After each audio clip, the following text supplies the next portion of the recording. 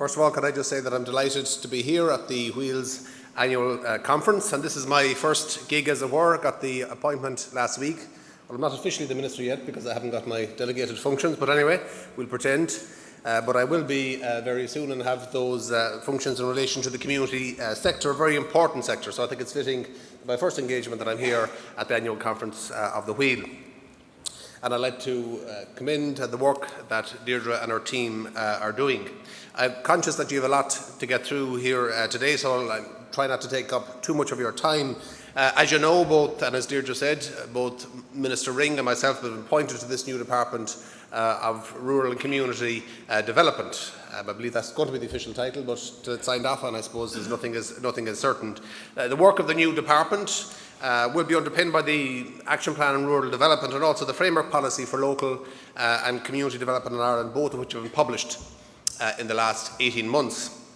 And the programme for government, and I know you have a session later on the issues that have been raised in the programme for government, a number of key objectives that are relevant to a new department and we will be working to achieve. There's also strong synergies between the rural and community policy areas of the new department, including in particular an emphasis on both economic and social development as holding the key to improving the lives of disadvantaged communities. And I would like to, even though we have a new government and a new Taoiseach, I would like to acknowledge the work of former Taoiseach Kyne, and particularly in the North Inner City here in Dublin, the launch of the Mulvey report and the commitments given in that in terms of implementation by a section within the Taoiseach's department and by the Secretary-General within that department about removing, the report aims to remove the stigma that some people feel in those communities and to ensure that there's rejuvenation and development. And whilst we have a new Taoiseach now, I will be discussing with Taoiseach Varadkar the need to ensure the continuation and implementation of the Mulvey report. Obviously, as you know, Leo Varadkar has been elected as Taoiseach, and the election of a new Taoiseach brings new energies and new focus and a fresh approach to policies and objectives. And I think the Taoiseach's decision to appoint a senior cabinet minister, and I know from talking to him 5 or 6 years ago, he didn't feel it was a good move to abolish, if you like, the previous Department of Community and Rural Affairs. So thankfully he has been able to re-establish that department in this guise. It would be fair to say that if there's anything that all public representatives, the length and breadth of the country, have in common, it's their awareness of the vital impact that voluntary work has at community level. You know, across every community, not just communities, every parish, every townland, you have people who are giving of their time free gratis to help their communities, and it's really inspiring to see it. And your contribution to the well-being of our fellow citizens must be acknowledged and not taken for granted by government. And as a recently appointed minister in this portfolio, I'm determined to raise awareness of your contribution to an even greater level. I'm also determined to build on the progress that my predecessors have achieved. In the past year, for example, we've seen the new multi-annual scheme to support national organisations, a new communities facility scheme to help community groups with capital projects. Also, the design of the new RAPID programme, which will be launched shortly and will provide small-scale seed financing and infrastructure projects. Indeed, of the 5 million for 2017, 2.5 million has been ring-fenced for this very area and will support a number of important developments, including educational, training and employment opportunities and the creation of a new integrated system of social services. Support for communities is not, however, confined to my own section. There are a considerable number of schemes and programmes that are helping both rural and urban communities. Some of these are under the remit of my colleague Minister Ring, including the CLAW programme, LEADER, the Town and Village Renewal Scheme and the Dormant Accounts Fund, all of which are helping to support and revitalise communities across the country. And many of the schemes and initiatives are delivered by community and voluntary organisations. We are fortunate that after some 10 years after a profound economic collapse, Ireland continues to have a vibrant community and voluntary sector, and your resilience has to be acknowledged and commended. With an estimated 19,000 organisations spread across the country employing over 60,000 people, these figures alone bring home the significance of the sector.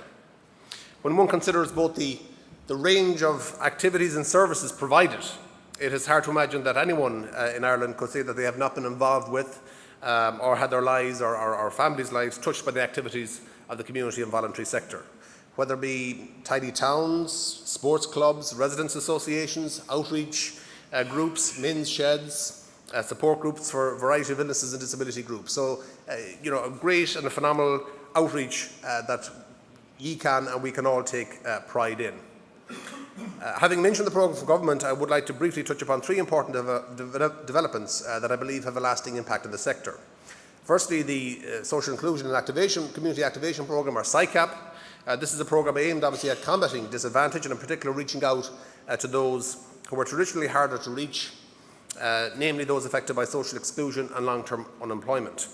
And this year some 37 million will be made available to this targeted group through the SICAP programme. And it's important to ensure the localised delivery of the SICAP. That was the model that we need to ensure across every county is rolled out.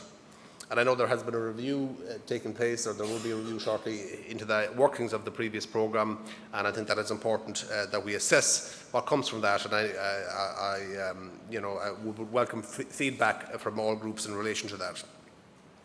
We will continue to directly support the development of the vibrant community and voluntary sector through the scheme to support national organisations, and last year, as part of a 3-year rolling programme, we committed some €16 million to support over 70 national organisations throughout the country.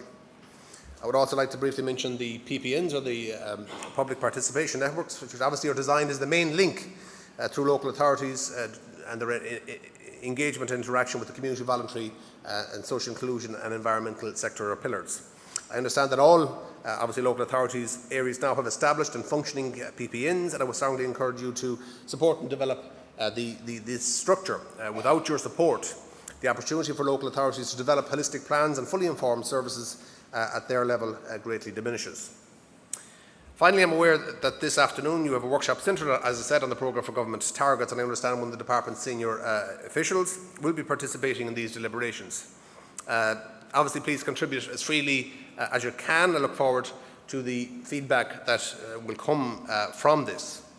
And I want to say clearly that I, along with Minister Ring, am wholeheartedly committed to securing as much funding as possible for the new department, the Department of Rural and Community Development. And I do acknowledge also that yesterday was the final board meeting of Atlantic Philanthropies, which have obviously had a presence and a huge role in the sector over the last 30 years, and I think that has to be acknowledged, and certainly we'll be putting that to Minister Pascal Dunoux when we discuss budget issues. And just as I fought hard for funding in the Department of Gaeltacht Communities in my last role as Minister for Gaeltacht Affairs, I will be fighting hard to secure the maximum amount of funding initiatives for my department and in turn for communities both urban and rural. And also, obviously, it's important that every euro that we do secure is maximised and the benefits and supports communities. So before I conclude, I would like to thank Deirdre Garvey and her team for inviting me here today, for the warm welcome, very much appreciated. Thank you for your time and attention. I wish you well in your conference endeavours, and as I said, delighted to be here. Agus go mágad is achtan jesh that live or margin and shaw. On the show, agus Gunyairi and Paul live Galair. So best wishes and continued good luck in the sector, and I look forward to working with you over the coming, I won't say years, who knows in politics, weeks, months. We'll get to the summer recess anyway, Charlie, and we'll see, as a former political commentator, you know all about this, hopefully years. All right, so go meet me in the market.